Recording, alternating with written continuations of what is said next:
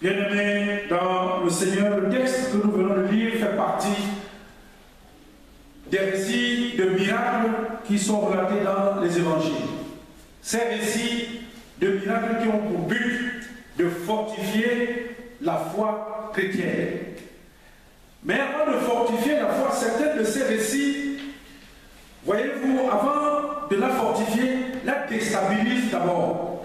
Parce que quand nous jetons un regard sur les miracles de la médecine moderne, si nous regardons les avancées des technologies médicales et aussi un regard sur les résultats qui sont obtenus, il n'est pas interdit d'avoir alors un regard, si vous voulez, comparateur sur les résultats obtenus par la médecine des hommes et les résultats obtenus par la médecine du Seigneur.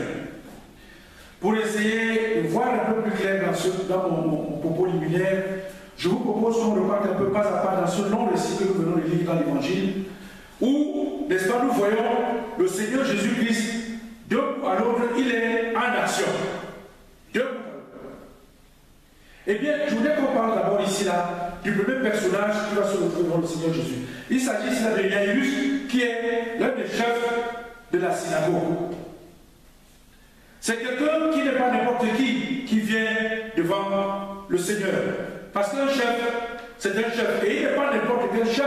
C'est un chef de la synagogue. À l'époque, c'était un personnage qui était quand même très important et quelqu'un de très respecté, n'est-ce pas, dans la vie. Il n'y avait pas de personne plus haute dans la hiérarchie sociale de Jésus.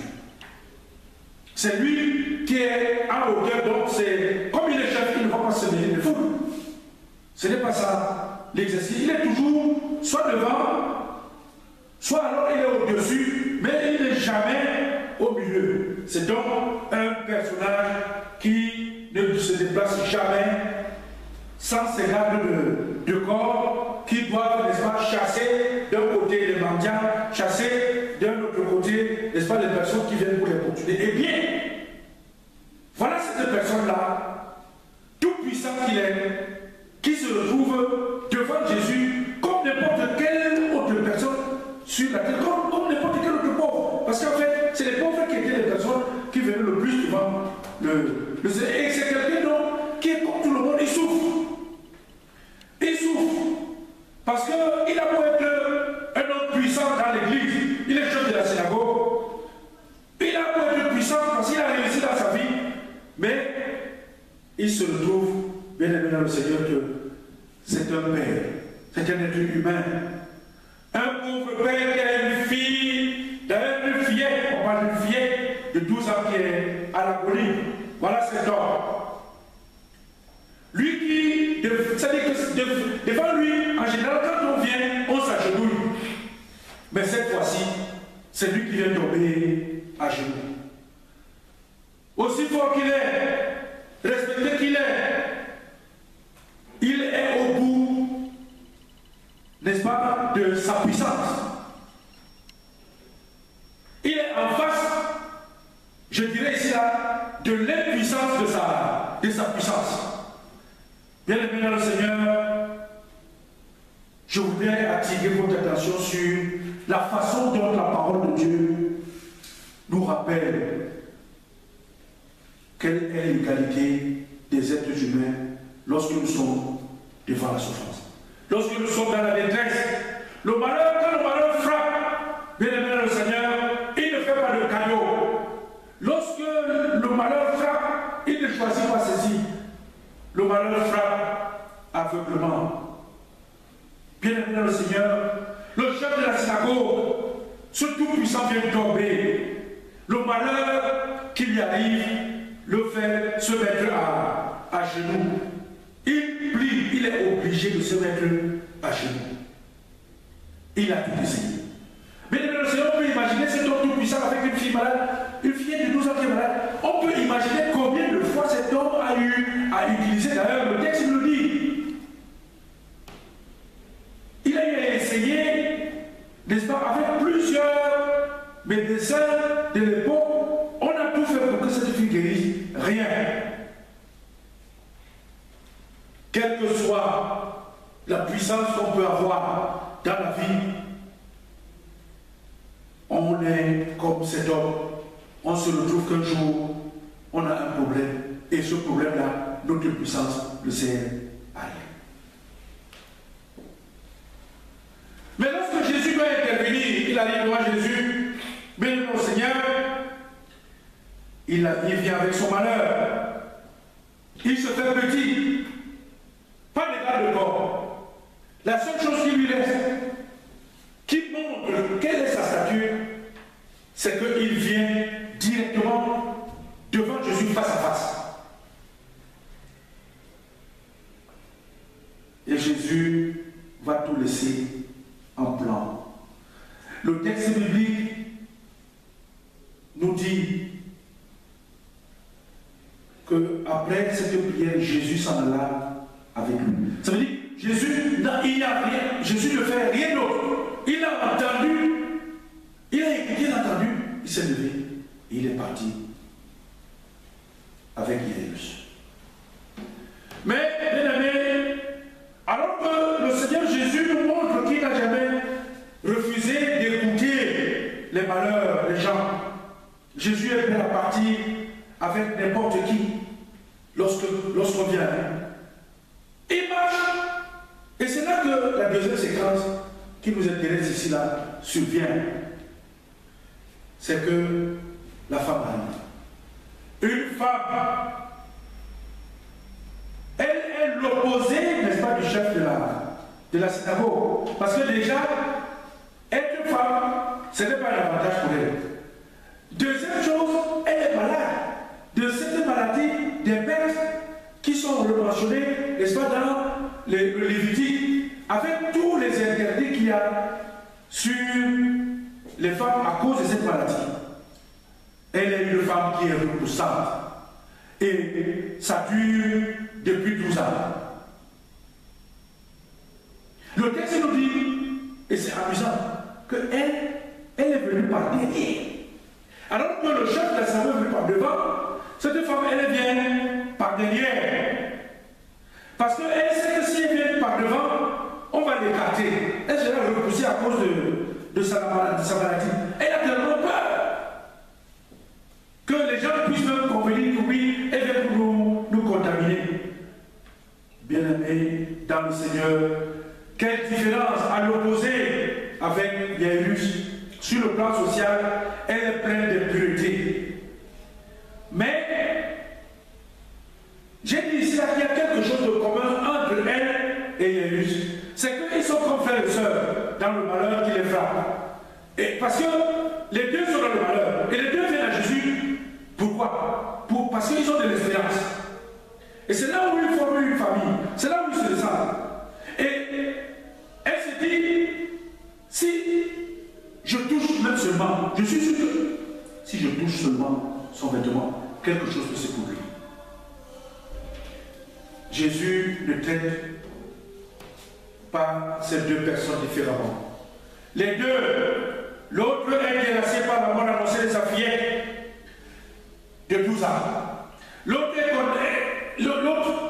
est terrassé par la maladie, une perte de sang de 12 ans. Je me suis posé la question. La femme là, elle devait être une vraie fontaine qui comment elle faisait pour avoir autant de sang? On dit souvent perdre pendant 3 jours, c'est des pertes normales. Plus de 3 jours, c'est plus normal. Mais 12 ans tous les jours, on perd du sang. Ça se passait comment? Mais, bien aimé dans le Seigneur, il n'y a donc pas pour le Seigneur de hiérarchie dans la souffrance. La souffrance, c'est la souffrance. Lorsqu'on est dans le malheur, chacun d'entre nous vient avec son malheur devant le Seigneur.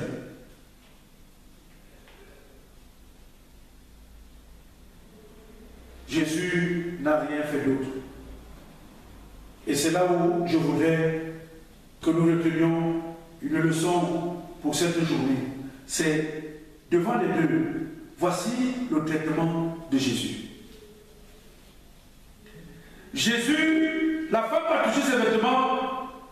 Elle-même, elle a dit, Jésus n'a pas réagi. Jésus voulait simplement savoir qui l'a touché.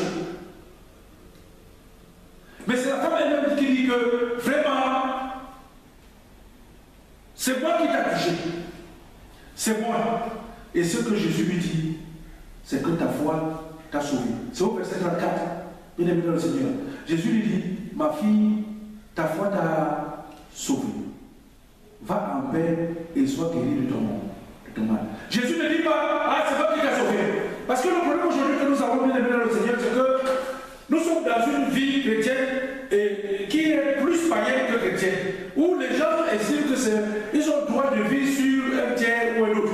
Non. Lorsque quelqu'un a le malheur, tu ne dis pas je te sauve, c'est moi qui t'ai sauvé de ton malheur. Non. Le Seigneur dit, ta foi t'a sauvé. Ta foi t'a sauvé. Lorsque les gens viennent voir le Seigneur aujourd'hui, quelqu'un se lève là tout de suite, il refuse d'être dans l'adoration, il refuse de venir au culte, il refuse de prier à la maison, tout ce qui est recommandé pour que quelqu'un soit dans le chemin de foi, il ne le fait pas. Dès qu'il a un petit problème par le tête, on a allé au travail, il vient en courant, oh Jésus, oh Jésus, oh Jésus, sauve-moi, sauve-moi. Non. Je vous donne le thème suivant. Jésus n'est pas un médecin urgentiste. Jésus n'est pas un médecin urgentiste. Voyez-vous, quand je le dis, c'est pour attraper ici ce comportement d'urgence qui mine les gens aujourd'hui. On dit ça et il faut vite, vite, vite. Ça veut dire que tout le reste du temps, on ne fait rien. Mais on veut qu'à la dernière minute, que le Seigneur s'occupe de nous, qu'il fasse tout. Bon, aujourd'hui les gens c'est propre. Quand il y a quelqu'un, les gens on commence à appeler. Est-ce qu'on peut me trouver un pasteur? On peut me trouver un ancien d'église? On peut me trouver... Non. L'église a comme Seigneur Jésus. Le Seigneur, c'est le dernier rempart. Regardez, ça fait 12 ans. Ça fait 12 ans que la vie est malade. 12 ans. Son père a fait tout. Il a vu les médecins, il a la synagogue. Certainement qu'il y a eu des prières, il y a des choses qui sont faites. Ça n'a pas marché. L'autre femme, elle a fait 12 ans. 12 ans de règles. 12 ans. Personne n'a pu intervenir. Mais quand Jésus apparaît dans ta vie, Jésus apparaît comme le dernier rempart. Il n'est pas là pour les problèmes d'urgence. Parce que Jésus, il est là pour la vie. Ce n'est donc pas un médecin urgentiste. Et il faut que nous apprenions et que nous le disions haut et fort. Que les gens cessent de venir à l'église pour leurs urgences et non pour la vie.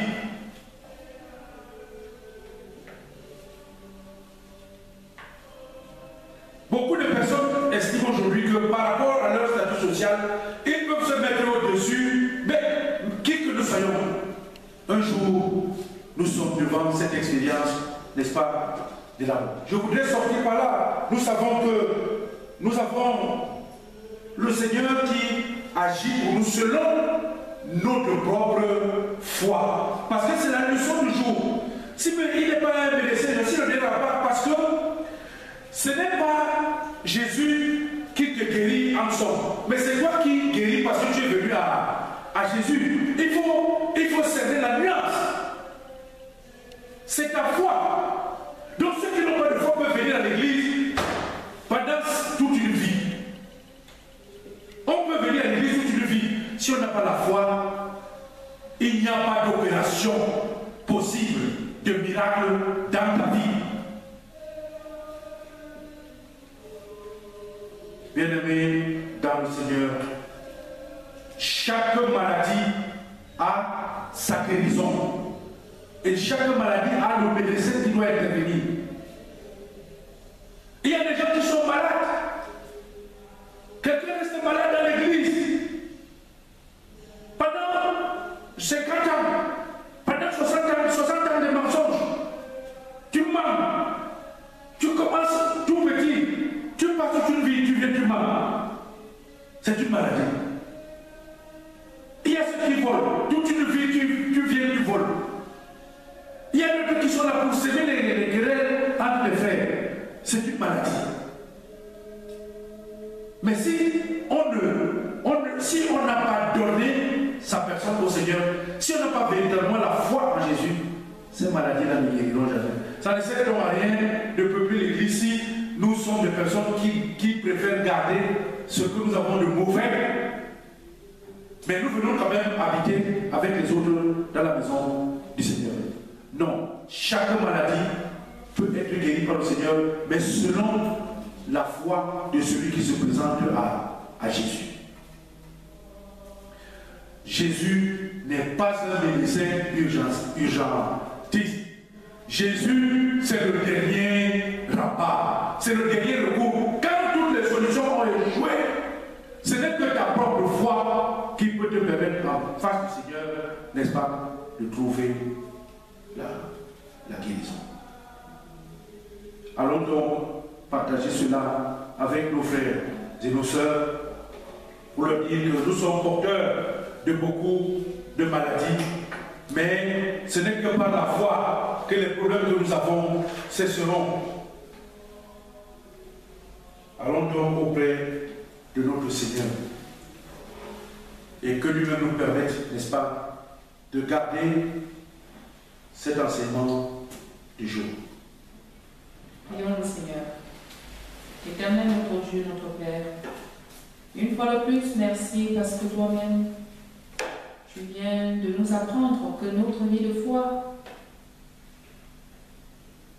que tu désires de nous.